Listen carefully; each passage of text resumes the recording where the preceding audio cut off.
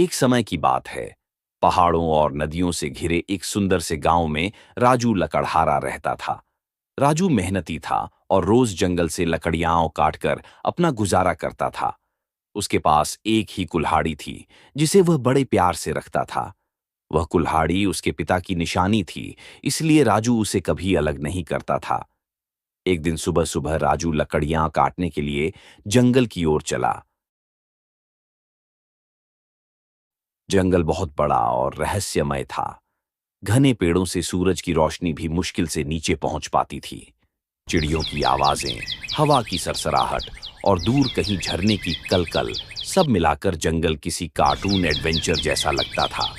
राजू जंगल के अंदर चलते चलते एक अजीब से रास्ते पर आ गया। यह रास्ता उसने पहले कभी नहीं देखा था।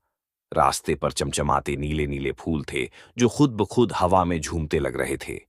ये कैसा रास्ता है, राजू ने सोचा। लेकिन वह बहादुर था, सो आगे बढ़ गया। कुछ दूर चलने के बाद उसे एक पुराना टूटा हुआ बोर्ड दिखा, जिस पर लिखा था, सावधान, आगे है जादुई जंगल की सीमा। राजू थोड़ा घबराया, मगर बोला, मैं तो यहाँ बस लकड़ियां काटने आया हूँ जादू से। मुझे क्या डर।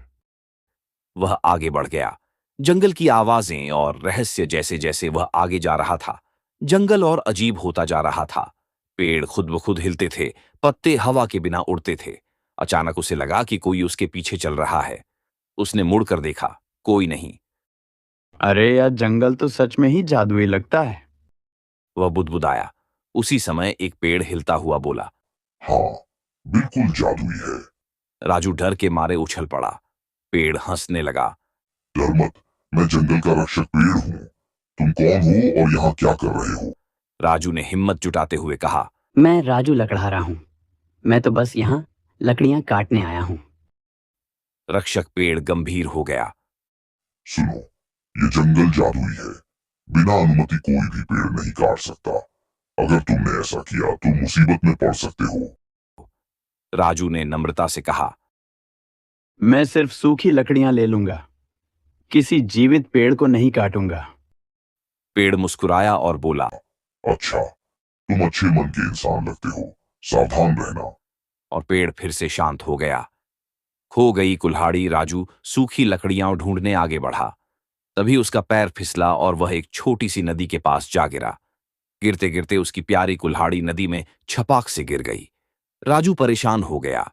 अरे नहीं, यही तो मेरे रोजगार का सहारा था। वह नदी में हाथ डालकर कुल्हाड़ी खोजने लगा, लेकिन पानी बहुत गहरा था। वह दुखी होकर बैठ गया। तभी नदी का पानी चमकने लगा और उससे एक पानी की परी निकलकर सामने आ गई। परी के हाथ में चमकती हुई सोने की कुल्हाड़ी थी। परी ने पूछा, राजू, क्या ये तुम्हारी कुल्हाड़ी है? राजू बोला, नहीं, मेरी कुल्हाड़ी तो साधारण लोहे की थी। परी मुस्कुराई और फिर पानी में डूबकर दूसरी कुल्हाड़ी लेकर आई। यह चांदी की थी। क्या ये तुम्हारी है? परी ने पूछा। राजू ने फिर सिर हिलाकर कहा, नहीं परी जी, मेरी तो बिल्कुल साधारण सी थी, ना सोने की ना चांदी की। परी खुश होकर बोली। तुमने सच बोला, इसलिए तुम्हें इनाम मिलेगा।